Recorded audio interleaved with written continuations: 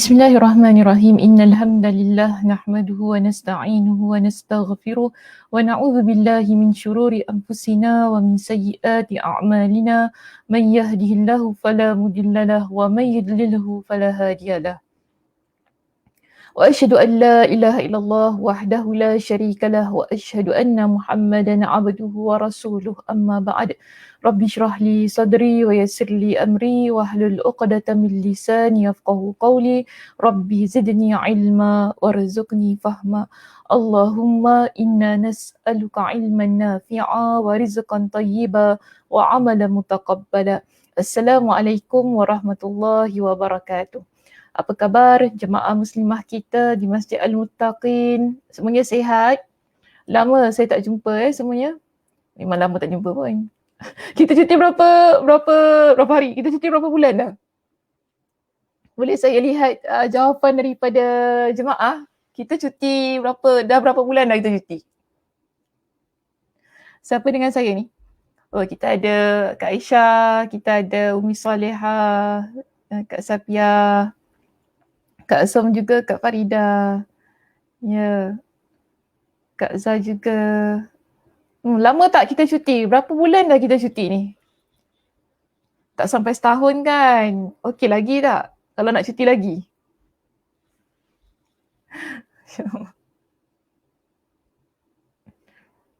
Saya mana tak ingat dah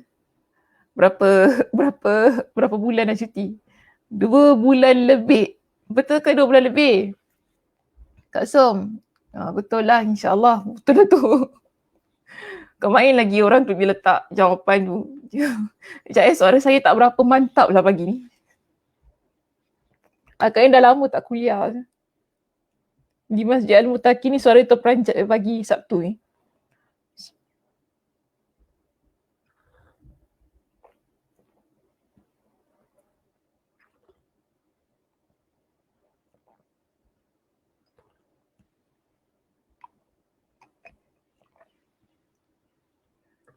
Dalam 2 bulan lebih Ustazah, semua ramai yang jawab 2 bulan lebih ni, kira 3 bulan. 3 bulan. Ini macam kalah orang pantang. 3 bulan. 3 bulan kot Ustazah. Rasa 2 bulan lebih lah. Kuliah terakhir 19 Disember 2020. Okey. Betul juga.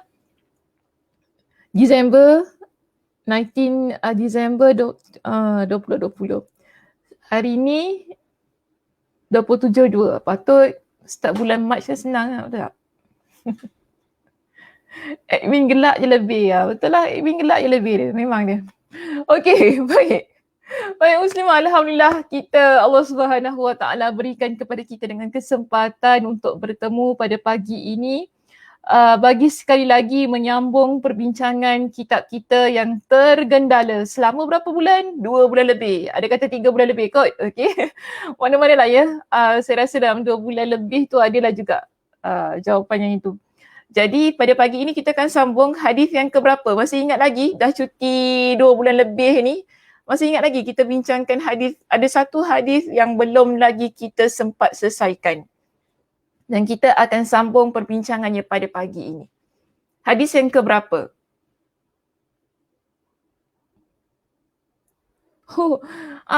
Itu admin perlu jawab. Ya, ada jawapan.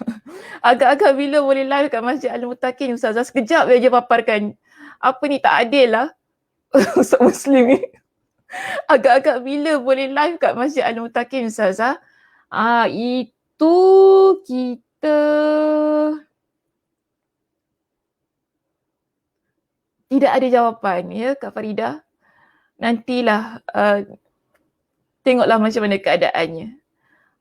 Okey. Kita pergi kepada jawapan yang saya inginkan, iaitu hadis yang ke-36. Kita pun ada 2 lagi jawapan yang sama. Maknanya betul lah tu. Ya, hadis kita yang ke-36. Kita akan sambung perbincangannya berkenaan dengan amal-amal kebaikan dan balasan. Baik Muslimah, hari ini kita akan sambung perbincangan hadis kita yang ke-36 bertajuk amal-amal kebaikan. Okey juga ya. Skrin saya ni okey ya. Dia matching dengan sebelah ni. Okey lah. Mula-mula ingatkan tak match. Okey. Cantik juga. Puji diri sendiri. Cantik juga. Tak maksud saya skrin ni dengan tudung yang okey lah. Kena tu. Cantik. Baik. Hadis 36 kita ialah amal-amal kebaikan. Ya. Dalam hadis ini, kita ada banyak amal kebaikan yang telah kita bincangkan di minggu-minggu yang lepas ataupun di sesi-sesi pertemuan kita yang lepas berkenaan dengan amal-amal kebaikan. Hadisnya panjang sebab tu agak lama juga untuk kita selesaikan perbincangannya. Dan pada pagi ini saya pun tak mungkinlah untuk habiskan keseluruhan perbincangan walaupun kita rasa macam ada sedikit lagi perbincangan yang perlu kita ketengahkan. Namun ada beberapa perkara yang perlu untuk saya ingatkan kembali berkenaan dengan hadis ini. Jika kita rujuk, hadis ini dalam kitab kita berada di halaman 333. Mungkin ada teman-teman kita yang baru mengikuti kuliah, kita menggunakan kitab ini ya. Okey, kitab Mukhtasar Jami'ul Ulum wal Hikam oleh Imam Ibn Rajab Al-Hanbali dengan cetakan yang inilah. Jangan guna cetakan yang lain sebab nanti dia berbeza daripada sudut halaman dan juga perbincangan sebab kitab ni diringkaskan sebenarnya. Kalau kita lihat kepada perbincangan kitab asalnya panjang lebar. Ya, dia tak mungkin satu buku. Ya, ada beberapa jilid lah kalau kita terjemahkan. Jadi di sini kita lihat ya untuk hadis kita yang ke-36 ini ia berada di halaman 333 yang mana memuatkan sebuah hadis yang panjang yang memuatkan pesanan-pesanan Nabi SAW kepada kita. Ya, bagaimana kita ni sebagai umat baginda SAW ketika kita bergaul, berkomunikasi ya, dengan masyarakat di sekitar kita. Apa yang boleh saya simpulkan daripada perenggan pertama yang telah kita bincangkan dalam hadis ini, ianya mengajarkan kita menjadi seorang muslimah yang tidak mementingkan diri sendiri. Ya, yang tidak mementingkan diri sendiri. Sebab itu kalau kita lihat di dalam perbincangan ini ataupun dalam perbincangan hadis ini ada pesanan baginda SAW kepada kita. Sebenarnya pesanan ini adalah umum lah ya. Tak kira sama ada untuk yang muslimin ataupun yang muslimat, tapi kerana kuliah kita ni khusus untuk muslimat, jadi maknanya saya pun khususkanlah untuk muslimat perbincangannya. Yang mana Nabi SAW pesan kepada kita, ya, supaya kita ni meringankan beban orang yang ada di sekitar kita, memudahkan, ya, kalau kita lihat di sini man nafasa an mu'minin kurbatan min kurabid dunya. Kemudian Nabi ada kata tentang wa man yassara ala mu'sirin. Lalu Nabi sebutkan juga wa man satara musliman. Ya, di sini semua ini, ya, perbincangan-perbincangan ini, jika kita lihat ya, secara keseluruhannya, Nabi ingin kita jadi seorang muslimah yang mana sentiasa lihat kepada keadaan di sekitar kita. Jika ada orang yang susah, kita sebagai seorang yang muslimah ini ringankan kesusahan orang itu tadi. Jika ada di kalangan kita, ya, yang mana juga dalam keadaan kesusahan, ya, dalam hadis itu Nabi SAW sebutkan kita usaha untuk mempermudahkan kesusahan yang dihadapi oleh teman kita. Dan Nabi SAW juga memerintahkan kepada kita di dalam hadis ini agar apa? Kita menjadi insan yang menutup aib orang lain. Sebab kita pun tak suka kan jika orang buka aib diri kita. Maka atas dasar itu, kita berusaha untuk tutup aib orang yang ada di sekitar kita. Ya. Dan seterusnya, inilah perbincangan yang nak kita masuk pada pagi ini berkenaan dengan satu lagi pesanan Nabi SAW kepada kita yang mana di dalam sebuah lafaznya dalam hadis ini Nabi SAW menyebutkan ataupun bersabda, wallahu fi auni al-'abdi ma kana al-'abdu fi auni akhihi. Perbincangan ini terdapat di halaman 340 yang bertajuk keutamaan memenuhi keperluan kaum muslimin. Okey, di situ di muka surat 340, keutamaan memenuhi keperluan kaum muslimin, ada sabda Nabi SAW, wallahu fi auni al-'abdi ma kana al-'abdu fi auni akhihi.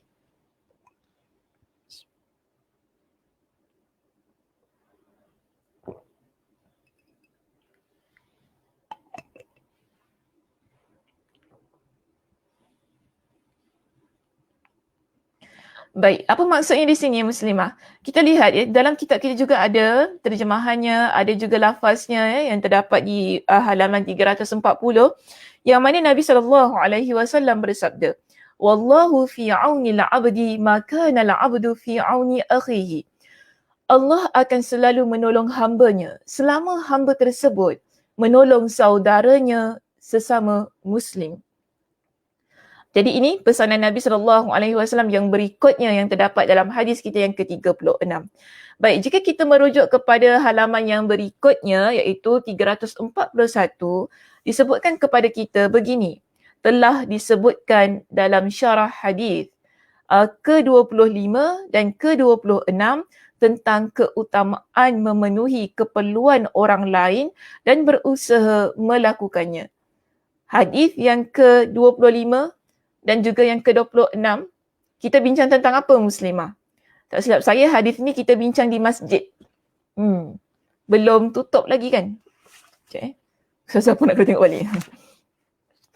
Belum tutup lagi masjid masa tu. Jadi kita bincangkan ketika kita masih lagi belajar ya di masjid. Hadis yang ke-26, 25 dan juga ke-26.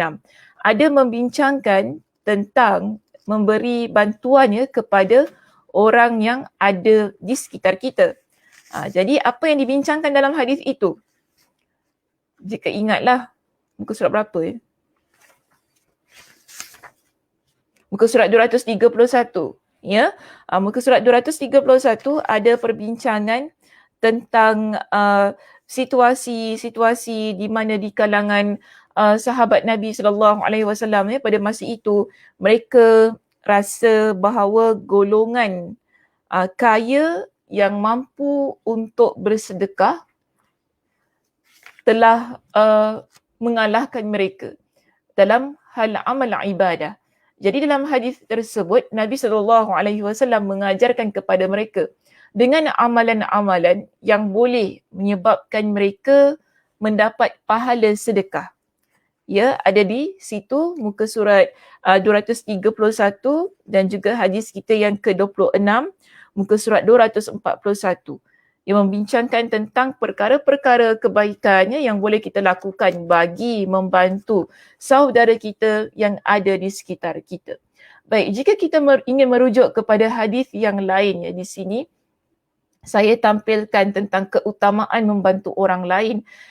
Sebagaimana yang disebutkan dalam sebuah hadis yang diriwayatkan oleh Imam At-Tirmizi dengan sanad yang sahih. Nabi SAW ya ada mengajarkan kepada kita dengan beberapa amalan. Dan bagi saya amalan ini adalah amalan-amalan yang mana berusaha untuk meletakkan kebahagiaan, memberikan kemudahan, memberikan bantuan ya kepada saudara-saudara kita yang ada di sekitar kita. Sebab itu di dalam hadis ini Nabi SAW bersabda, apa kata Nabi? Tabassumuka fi wajhi akhika laka sadaqah. Senyummu kepada saudaramu merupakan sedekah. Ada tak orang tak suka senyum di sini?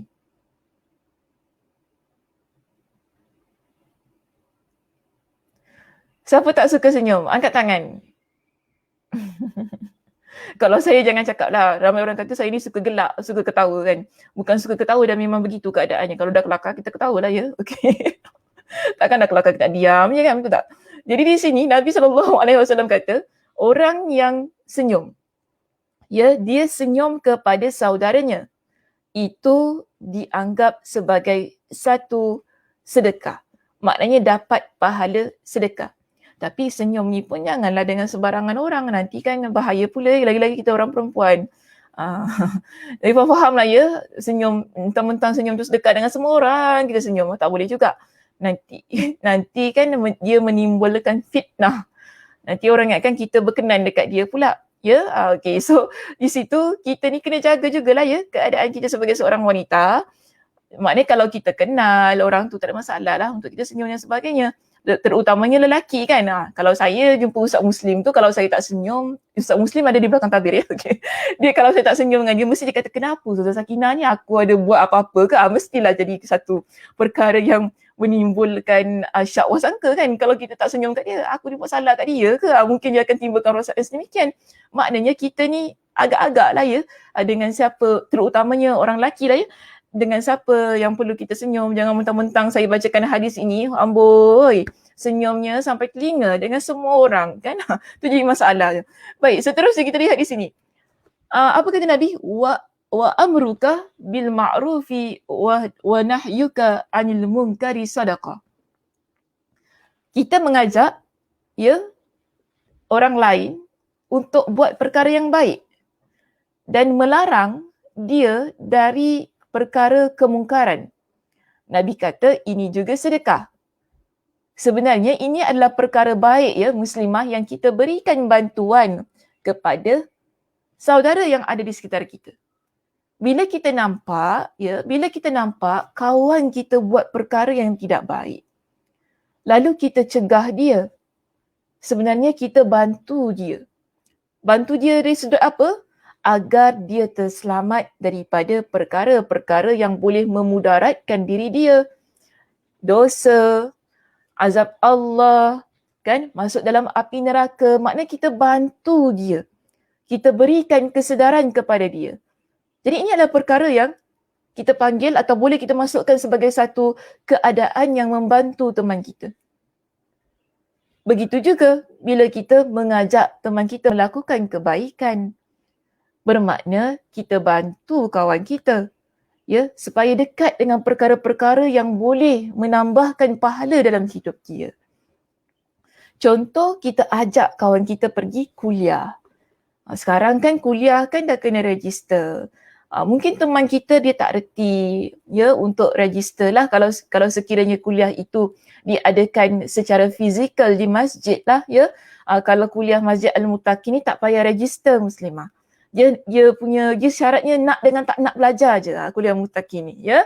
Kalau nak duduklah dia, kalau tak naklah dia, begitu keadaannya. Dia tak perlu untuk kita berebut-rebut kan, register, tunggu kat depan tu pukul berapa je buka registration, dezuk orang masuk register. Tak perlu begitu. Sekarang ni nak pergi kuliah Ustazah Sakinah, dia macam nak book solat Jumaat muslimah. Okey. Dia punya cabarannya begitu. Jadi nak kena cepat. So kita ni satu perkara yang Ustazah boleh kata begini muslimah. Bila kita bantu teman kita kan, mungkin kawan kita dia tak berapa nak reti dengan hal-hal registration ke apa kan. Kita pun kata tak apalah, awak bagi je awak punya particulars ke apa kan, maklumat kan, nama penuh, email ke apa, nanti kita buatkan untuk awak, tak apa boleh je. Maknanya kita bantu kawan kita.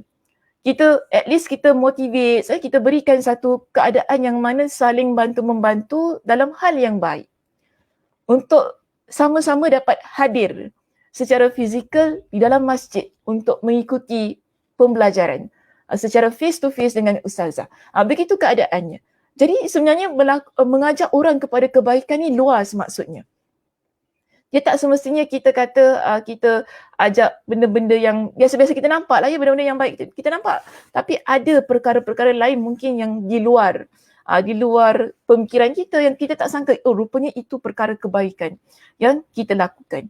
Ya, baik. Seterusnya di sini apa kata Nabi? Nabi SAW menyebutkan begini kepada kita. Wa irsyaduka rajula fi ardid dalali laka sadaqah. Engkau menunjukkan jalan kepada orang yang tersesat juga sedekah. Jadi kalau ada orang yang tersesat jalan, dia minta ya bantuan kita untuk kita masih bincangkan tentang membantu orang lain ya Muslimah. Jadi Ustazah ambil hadis ini sebagai satu contoh yang mana tak rugi sebenarnya bila kita ni bantu orang lain dalam keadaan-keadaan yang begini. Contohnya ada orang yang dia tak tahu mana nak jalan kan. Tanya, Masjid Mutakin dekat mana? Kita ni dekat ni, Ang Mo Kio Hub ni tak tahu kat mana. Orang tu tanya, kita ni sekarang ni, kan mungkin lah kita kata kita tengah sibuk ke apa kan. Tapi tak salah. Kita bantu sekejap untuk tunjukkan jalan mana untuk pergi ke masjid itu tadi. Okay, ada orang first time datang Masjid Al-Mutakin. Dulu Ustazah first time datang Masjid Al-Mutakin pun hampir sesat juga. Ya, hampir sesat juga. Mana nak jalan, tak tahu nak jalan mana. Tengok-tengok map pun jalan salah juga. Kan? Tapi Alhamdulillah sampai jugalah ya saya ke Masjid Al-Mutakin sebab kita tak tahu jalan yang betul untuk pergi ke sana. Namun kalau ada berlaku situasi-situasi yang sedemikian, lalu ada orang tanya kepada kita, usaha untuk bantu. Ya, kalau ada orang tanya kan, sama juga kalau kita nak beli barang di NTUC ke Sheng Siong, mana-manalah, prime supermarket ke apa kan, mungkin ada orang tanya, mana dek beras cik cari pusing-pusing tak jumpa dek tempat beras, maknanya cik tu sesat dalam supermarket.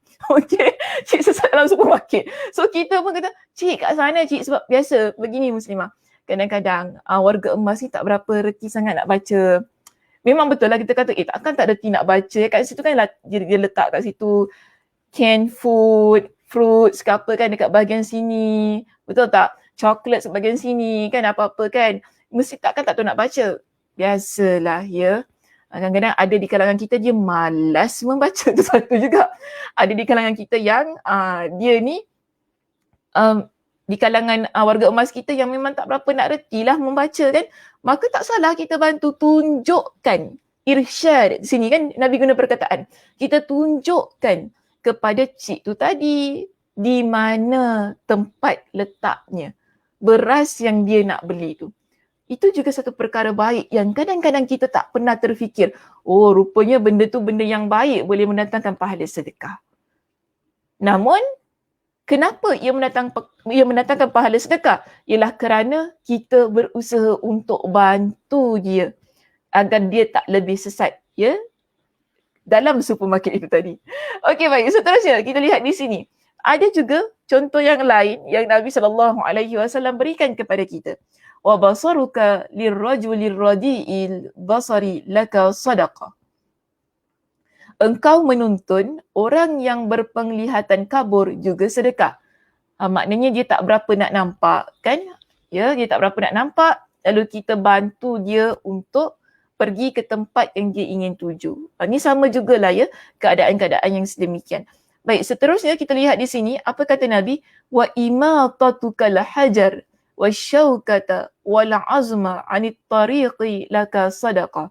Dan menyingkirkan batu, duri dan tulang dari jalan merupakan sedekah. Dan engkau menuangkan air dari baldimu ke baldi saudaramu juga sedekah. Ya, Masya Allah tabarakallah.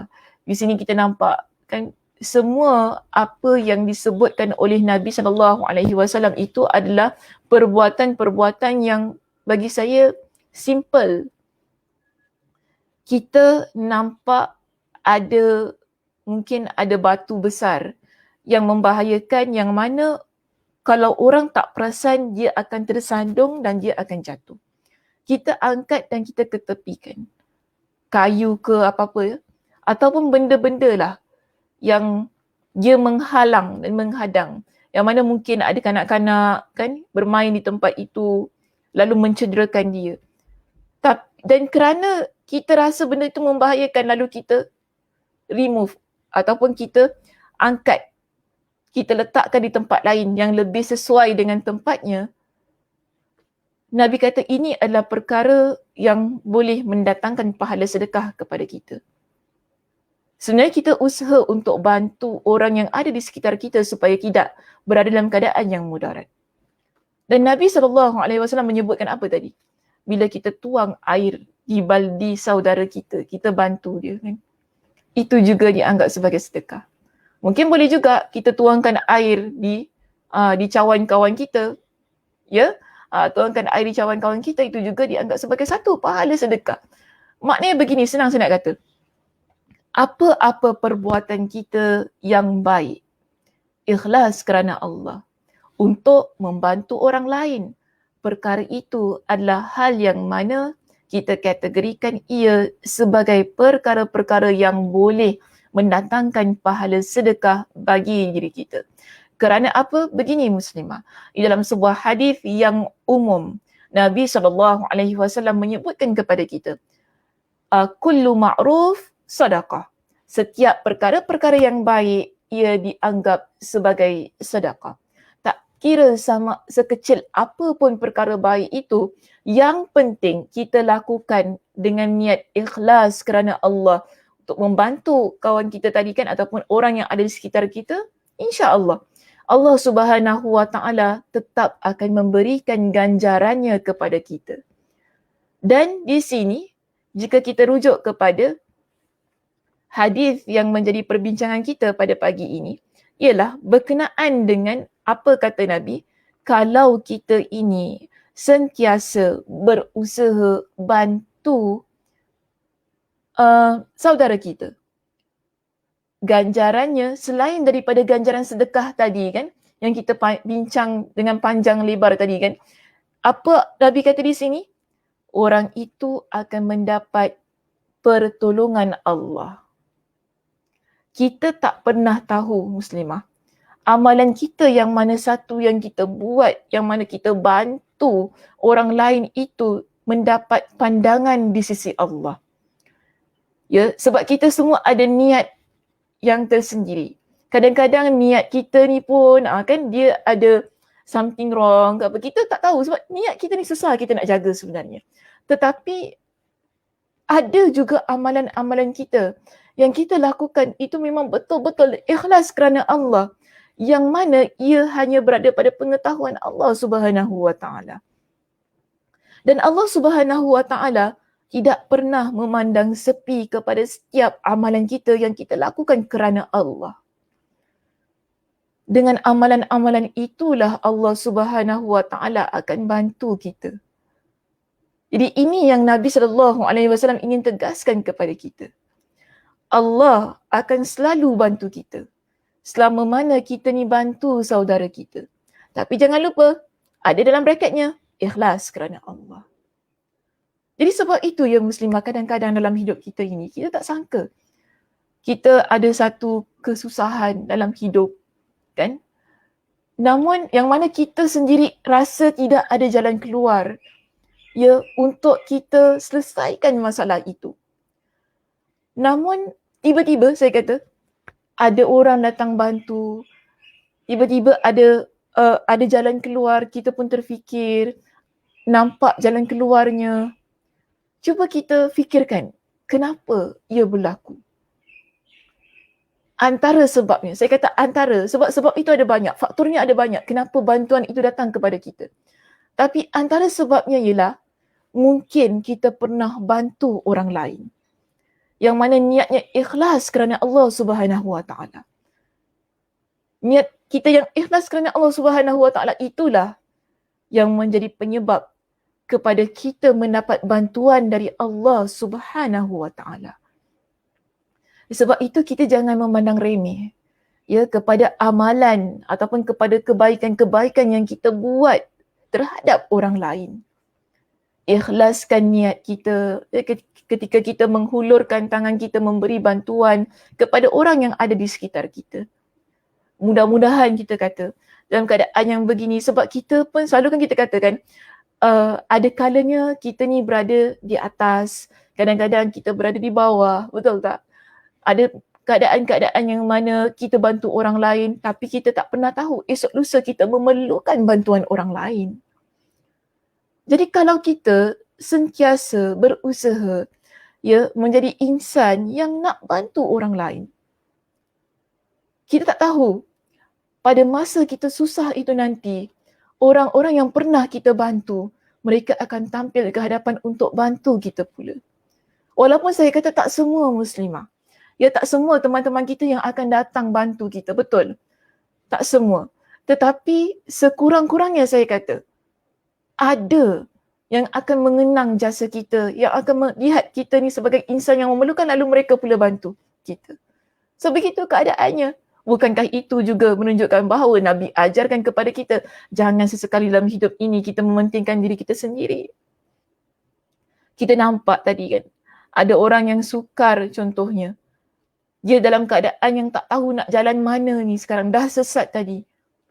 Kalau kita pentingkan diri kita sendiri, biarlah masalah dia bukan masalah aku. Mungkin kita boleh cakap sedemikian, betul tak? Masalah dia dah tahu nak jalan, bukan nak pergi tengok Google Map ke apa. Pandai-pandai lah kita pun keluarkan alasan-alasan, pandai-pandai lah nak jalan. Dah tahu nak keluar rumah, dah tahu nak pergi Masjid Al-Mutakin. Telefonlah masjid ke apa. Kita tak tolong tau sekarang ni Muslimah.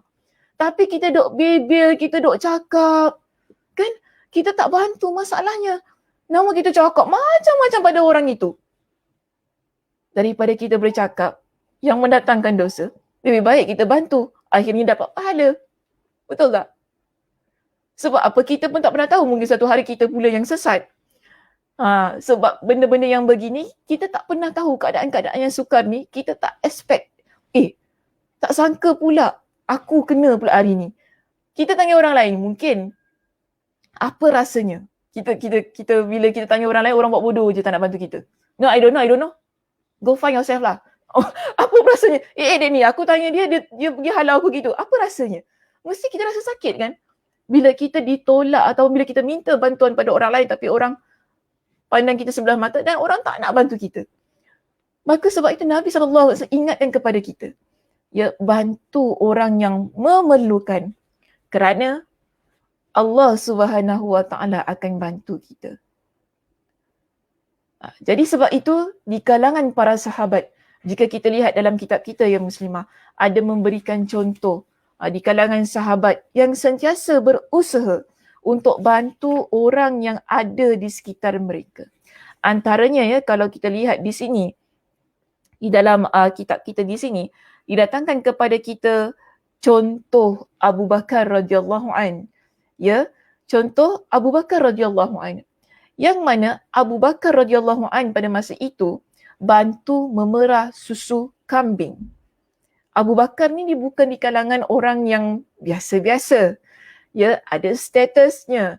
Tetapi statusnya yang kita kata bukan orang biasa-biasa tu lah. Ya, ada pangkat, ada di kalangan orang yang terhormat pada masa itu. Namun dia tidak merasakan membantu orang lain itu adalah perkara yang menjatuhkan kredibiliti dirinya sebagai insan yang terpandang. Jadi di sini kita lihat dia turun padang ni sekarang ni. Ya, Abu Bakar dia bantu orang untuk memerah susu kambing. Maka di sini ada satu kisah yang mana disebutkan bahawa satu perkara yang biasa Abu Bakar radhiyallahu an lakukan ialah dia akan pergi ke satu perkampungan lalu dia akan memerah susu kambing di tempat kampung itu. Dan ketika beliau telah menjadi khalifah, maknanya ketika dia dilantik menjadi khalifah pada masa itu, seorang wanita di antara mereka berkata, sekarang beliau tidak akan lagi memerah kambing-kambing itu. Sebab dah jadi khalifah kan.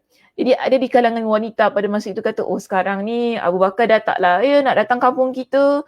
Dia tu dah jadi khalifah kan, menteri kan. Macam tu lah kita katakan. Takkanlah nak turun sini lagi kan, jumpa kita semua nak tolong kita perah susu kambing ke apa. Itulah kalau ikut kepada ayat kita ni kan. Jadi di sini Abu Bakar dia mendengar ucapan itu. Lalu dia kata begini, justru aku akan tetap melakukannya. Abu Bakar kata, tak. Dia tetap akan pergi ke kampung itu untuk memerah susu kambing tersebut. Dan dia kata, aku benar-benar berharap agar apa yang aku jalani ini, iaitu jawatan dia yang dia sandang sebagai seorang khalifah pada masa itu, tidak mengubah aku berkaitan dengan sesuatu yang biasa aku lakukan. Jadi Abu Bakar radhiyallahu an di sini, kenapa kita lihat? Dia berusaha untuk mengekalkan kebiasaan yang dia lakukan sebelum dia jadi khalifah. Ini kerana dia melihat bahawa membantu orang lain itu adalah satu keperluan. yang perlu dia kekalkan. Lebih-lebih lagi bila dia dah menjadi orang yang berada di atas. Kerana bila kita ni mendapat satu jawatan yang tinggi, kita akan berhadapan dengan banyak perkara dalam kehidupan kita. Ada banyak isu yang perlu kita selesaikan. Jadi, kalau betul-betul pegang dengan hadis Nabi SAW itu tadi, kan? Kita yakin kalau kita bantu orang lain dalam keadaan-keadaan kita sukar, ketika kita menyandang jawatan itu, Allah Subhanahu Wa Taala akan pandang kita dan bantu kita. Ini pemikiran di kalangan para sahabat. Masya Allah, tabarakallah. Ya, begitu juga kita lihat contoh yang diberikan oleh Umar bin Al-Khattab. Umar bin Al-Khattab radhiyallahu an, ya, dia sentiasa bantu wanita yang tidak berkemampuan. Ada pada satu keadaannya muslimah, jika kita lihat di muka surat kita yang ke-341 di situ, disebutkan tentang cerita Umar bin Al-Khattab yang biasa mendatangi para janda yang sudah tua. Janda tua, ya. Dekat situ, ya. Ingat, ya. Janda tua. Ya, lalu membawakan air minum untuk mereka di malam hari. Maknanya tak ada suami, mereka ni tidak ada kekuatan, mereka perlukan bantuan orang lelaki untuk ambil air dan sebagainya. Jadi di sini Talha radhiyallahu an, dia kata apa? Dia pernah melihat beliau di malam hari masuk ke sebuah rumah seorang wanita. Jadi Talha radhiyallahu an, dia pernah nampak Umar ni masuk pada waktu malam dalam rumah seorang wanita ni, kan. Jadi dia kata di waktu siangnya dia pun masuk ke rumah wanita itu. Lalu dia kata apa? Ternyata wanita itu sudah tua renta. Maknanya tua renta ni dah tak mampulah nak bangun, dah tak mampu, perlukan bantuan orang lain. Ya. Jadi dia kata bukan setakat dah tua renta, tapi buta dan juga lumpuh. Kemudian Talha pun tanya kepada wanita itu, apa yang dilakukan lelaki itu di rumah anda? Ya, anda ini. Maknanya dia tanyalah, semalam aku nampak ada seorang lelaki masuk ke dalam rumah engkau. Apa yang dia lakukan? Sebab dia macam curious lah kenapa Umar datang ke rumah wanita ini pada waktu malam.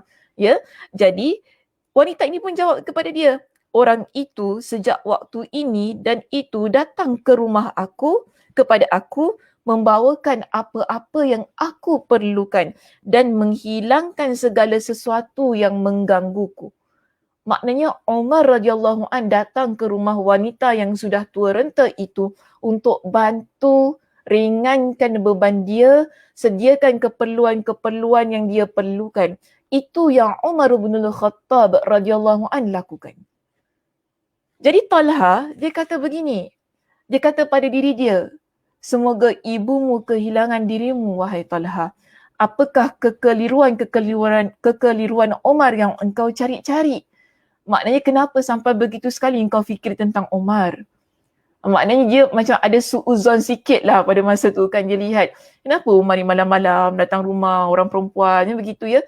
Dia pun tak sangka pula yang dalam rumah tu perempuan tersebut dalam keadaan yang sedemikian. Sebab tu waktu siang tu dia masuk rumah perempuan tu, dia nak tengok bagaimana keadaan wanita tu, jambu ke tak jambu. Macam tu, kan. Sekali masuk-masuk, Allah, tua renta pula wanita itu. Jadi dia pun rasa insaf dalam diri dia. Kenapa dia mesti cari-cari kesalahan Umar radhiyallahu an? Sedangkan Umar radhiyallahu an, masya-Allah tabarakallah, keimanan dia itu, ya, di kalangan para sahabat, ya. Talha juga di kalangan para sahabat, yang sama-sama di kalangan para sahabat. Mereka ni, masya-Allah tabarakallah, keimanan mereka kepada Allah adalah keimanan yang betul-betul kita kata mantap dan ikhlas kerana Allah. Sebab itu Talha dirasa sedikit menyesal lah, ya, kenapa aku ada perasaan-perasaan yang sedemikian terhadap Umar bin Al-Khattab. Jadi di sini Mujahid rahimahullah, dia pernah berkata, aku pernah menyertai Ibnu Umar radhiyallahu anhuma. Ibnu Umar ni anak kepada Umar bin Al-Khattab. Nampak, ya, cetakannya, hasil didikan ayahnya. Bila ayahnya begini, insya-Allah anaknya juga dalam keadaan yang sama mendapat, kita kata, tempiasan ataupun mendapat satu suntikan akhlak yang sama sebagaimana bapanya. Jadi Mujahid rahimahullah, dia pernah berkata begini. Dia kata dia pernah ikut Ibnu Umar radhiyallahu anhuma dalam satu perjalanan safar, iaitu mereka ni sama-sama bermusafir untuk melayani beliau, iaitu untuk dia berkhidmatlah kepada Ibnu Umar ni untuk bantu dia, mungkin angkatkan barang dia, angkatkan kitab dia kan, begitu keadaannya. Kemudian dia kata apa? Tetapi malah Ibnu Umar itu yang layan dia. Maknanya kata gitu kan. Kita ni sebenarnya ikut dia nak bantu dia, nak layan dia kan untuk angkat apa-apa keperluan yang dia perlukan. Tapi malah dia kata Ibnu Umar pula yang pergi layan dia. So keadaan itu terbalik. Maknanya layan ni ialah bantu dia untuk buat perkara-perkara yang dia perlukan. Baik, dan di sini dikata banyak orang-orang soleh yang mensyaratkan kepada teman-temannya dalam perjalanan agar dia yang menjadi pelayan bagi mereka. Maksudnya ia adalah sunnah orang-orang yang soleh dalam kehidupan mereka bila berjalan bersama dengan teman-teman. Kita ni jadilah insan yang nak bantu teman kita. Kawan kita mungkin dia beli barang, dia bawa barang berat ke apa kan. Kita janganlah tengok aja. Kita mestilah tanya kan, boleh tak angkat? Boleh tak? Maknanya kita bantu. Mana yang boleh kita tolong, kita tolong. Mungkin kita keluar dengan kawan-kawan kita, ada kawan kita yang bawa baby ke apa kan, bawa anak dia. Kemudian dia pula nak pergi belanja pasar ke apa, nak pergi NTUC ke apa kan, nak beli barang sedikit, kita nampak dia bawa barang, kita bantu dia. Ini namanya kita bersama, kita mengikut sunnah yang ditunjukkan oleh orang-orang soleh. Ketika mereka berjalan bersama dengan teman-teman mereka, mereka tak biarkan teman mereka dalam keadaan yang sukar. Apa yang boleh mereka bantu, mereka akan bantu. Kan? Kita kadang-kadang, kawan kita lapar kan, ya aku lapar, kau lapar, kau beli sendiri, aku malas lah. Kau beli sendiri, aku tak lapar. Kadang kita begitu kan keadaannya. Tak semualah ya, mungkin ada antara kita yang begitu. Aku tak lapar, kau nak makan, kau makan, aku malas lah. Kita tak boleh kata sedemikian. Maknanya nak makan, tak apa, jom lah kita makan sama-sama, kita teman. Tak apa, okey. Maknanya di sini kita at least kita kata, kita meringankan sesuatu yang ada pada teman kita. Walaupun ya, kita kata hanya meneman kawan kita makan. Nampak simple tau muslimah benda ini. Nampak simple. Tetapi sebenarnya kalau kita buat yang mana ia mendatangkan kegembiraan dalam hati teman kita, ia meringankan sesuatu dalam jiwa teman kita, ia adalah perkara yang boleh kita kategorikan sebagai antara cara kita membantu teman kita itu tadi. Kerana itulah yang ditunjukkan di kalangan para sahabat dan juga orang-orang yang saleh yang hidup selepas itu menunjukkan kepada kita membantu orang yang ada di sekitar kita. Walaupun perkara itu kecil, ia sebenarnya besar di sisi mereka. Dan itulah juga yang ditunjukkan oleh Nabi SAW kepada kita. Maka atas dasar itu tidak salah. Ya, bahkan ia adalah perkara yang dituntut untuk kita berusaha mengamalkan apa yang Nabi SAW jelaskan kepada kita itu tadi. Kerana kita juga berpegang, kita juga yakin bahawa orang yang bantu orang lain, sebagaimana yang Nabi SAW sebutkan itu tadi, Allah Subhanahu Wa Taala akan bantu dirinya. Wallahu a'lam bishawab. Terima kasih muslimah di atas perhatiannya. Ya, mudah-mudahan ada manfaat yang boleh kita raih daripada perbincangan kita pada pagi ini. Ada apa-apa soalan yang ingin diajukan kepada Ustazah?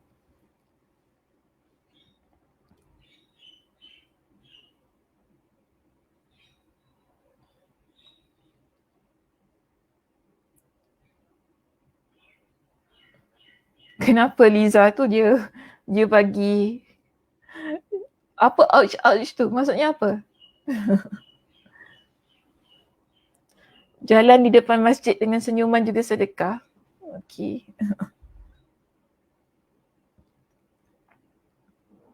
Ada apa-apa soalan yang ingin diajukan? So, dah habis je ya syarah ni. InsyaAllah pada minggu depan kita akan sambung hadis ini dan jika dapat diselesaikan, Alhamdulillah. Kita ada satu lagi bahagian yang Nabi SAW pesan kepada kita ya. Dan saya nak bawa perbincangan itu di sesi yang akan datang insya-Allah. Ya. Bagaimana nak bertawassul dalam amal soleh, Ustazah? Ya, terima kasih Razia Rahman di atas soalannya. Apa-apa perbuatan amal soleh yang kita lakukan, yang penting ia ikhlas. Dia tawassul ni adalah bentuk doa yang kita panjatkan kepada Allah Subhanahu Wa Taala. Jika mungkin Puan Razia pernah baca ataupun pernah mendengar hadis tentang 3 orang sahabat yang terperangkap di dalam gua. Hadis itu sebenarnya mengajarkan kepada kita tentang cara bertawassul dengan amal soleh. Yang mana ketiga-tiga sahabat itu mereka ni ada amal-amal soleh yang mereka lakukan kerana Allah. Lalu dalam keadaan mereka sukar, mereka susah, mereka gunakan amal soleh mereka itu sebagai antara cara untuk mengeluarkan mereka dari kesukaran.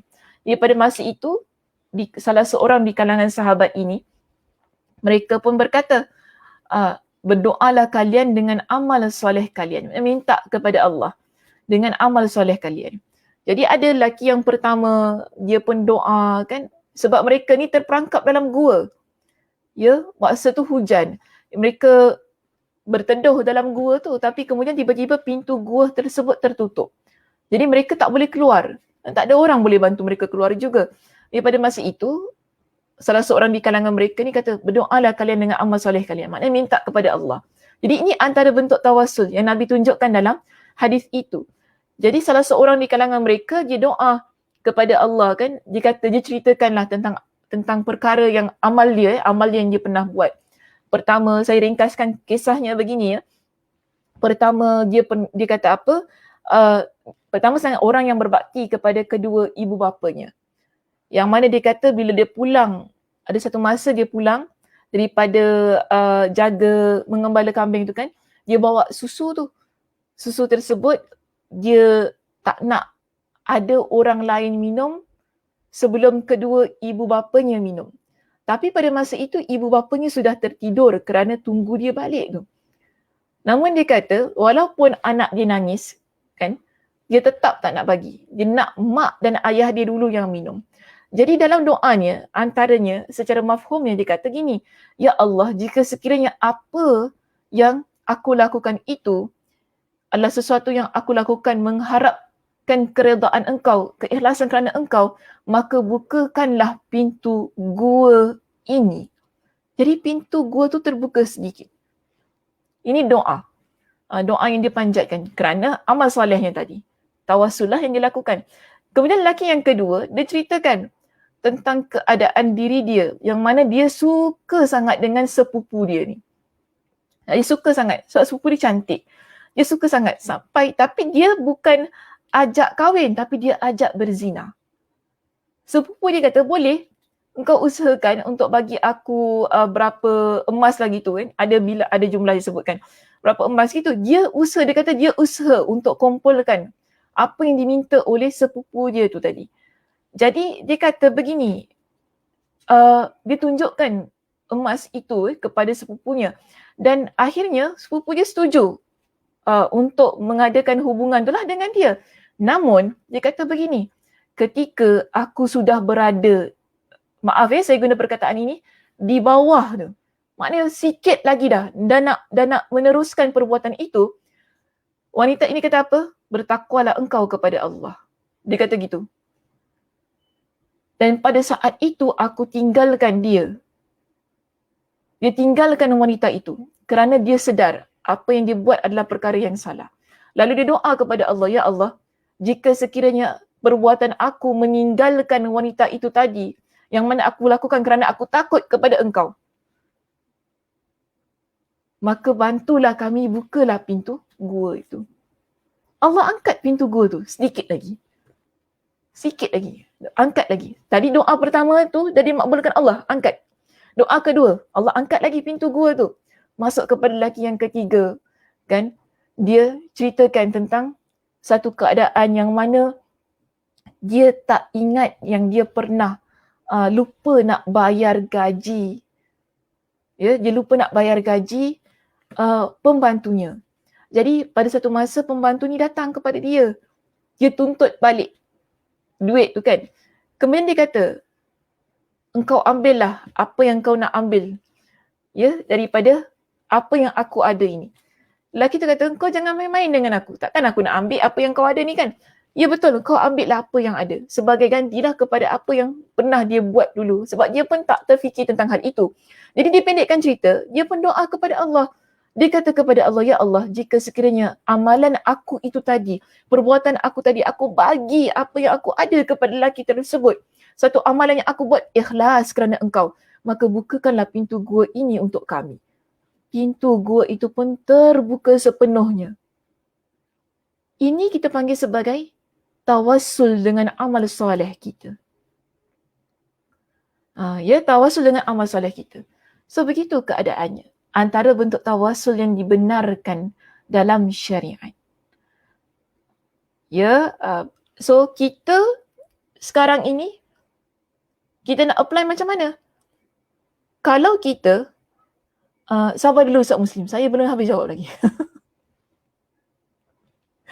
Kalau kita ni jadi orang yang mungkin pada masa itu kita dalam keadaan yang sukar. Kita amat perlu bantuan Allah Subhanahu Wa Taala. Dan pada masa itu, mungkin kita teringat kita ada amalan-amalan yang kita lakukan. Namun kena ingat ya muslimah, ia dilakukan hanya dalam keadaan yang kita betul-betul memerlukan. Bukan sikit-sikit, sikit-sikit je nak bertawasul, sikit nak tawasul. Bukan begitu ya. Dalam keadaan yang benar-benar kita memerlukan keadaan itu. Jadi mungkin kita susah pada masa itu, kita pun kata, ya Allah selama ni aku pernah buat baik kepada mak aku contohnya kan. Aku pernah buat baik kepada mak aku hantar dia pergi doktor, aku hantar pergi klinik, aku keluarkan duit belanja, menampung perbelanjaan kedua ibu bapa aku. Ya Allah, mudah-mudahan kalau sekiranya itu amalan yang aku buat ikhlas kerana engkau ya Allah, kau bantulah aku, selesaikan aku dalam urusan ini. Mudah-mudahan Allah Subhanahu Wa Taala berikan jalan keluar dengan doa kita itu tadi. Ya, wallahu a'lam. Okey. Baik, tadi apa soalannya Ustaz Muslim? Silakan. Ada Puan Sabaria. Di situ bagaimana kalau kita menolong orang yang bukan Islam? Adakah pahalanya? Pasti ada pahalanya. Sebab kita buat perkara yang baik. Ya, kita buat perkara yang baik. Kalau kita bantu kawan kerja kita yang bukan Islam, apa itu juga dikira sedekah? Ya, betul. Dikira juga sedekah. Maknanya kita bukan dalam hidup kita ini, Nabi tak ajarkan kita hanya bantu sesama kita saja. Tetapi perkara yang baik yang dianggap sedekah, yang mana dinamakan ia sebagai perkara yang baik, ia adalah hal yang berkaitan dengan sedekah. Sebab itu tadi, dalam sebuah hadis yang umum, tadi saya ada bacakan, kullu ma'rufin sadaqah, Nabi sebutkan. Setiap perkara baik, Nabi tak kata kau buat untuk orang Islam sahaja. Tapi Nabi sebut ia secara umum. Ya, secara umum maknanya kita buat baik kepada orang Islam, sama ada Muslim ataupun non-Muslim, kedua-dua itu ia akan mendatangkan pahala kepada kita. Cuma satu yang saya nak tekankan muslimah, jaga niat kita, jaga keikhlasan kita. Ya, mudah-mudahan Allah Subhanahu Wa Taala memberikan pahala yang berlipat ganda kepada kita walaupun ia adalah amalan yang kecil pada pandangan kita. Wallahu a'lam. Okey, itu sahaja perbincangan kita untuk pagi ini. Terima kasih di atas perhatian semuanya. Mudah-mudahan Allah Subhanahu Wa Taala memberikan kepada kita dengan kesihatan, kelapangan masa untuk kita bertemu di minggu hadapan bagi menyelesaikan perbincangan hadis kita yang ke-36. Jadi saya tutup dengan tasbih kafarah. Subhanakallahumma wa bihamdika asyhadu an la ilaha illa anta astaghfiruka wa atubu ilaik. Assalamualaikum warahmatullahi wabarakatuh.